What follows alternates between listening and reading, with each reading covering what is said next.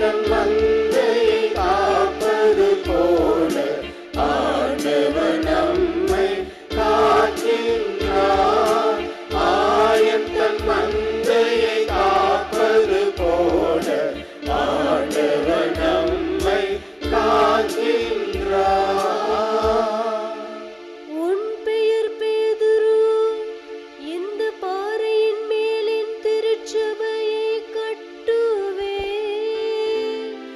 பாதாளத்தின் வாயில்கள் அதன் மேல் வெற்றி கொள்ளா என்கிறார் ஆண்டவர். ஆயன் தன் மந்தையை காப்பது போல ஆண்டவர் நம்மை காக்கின்றார்.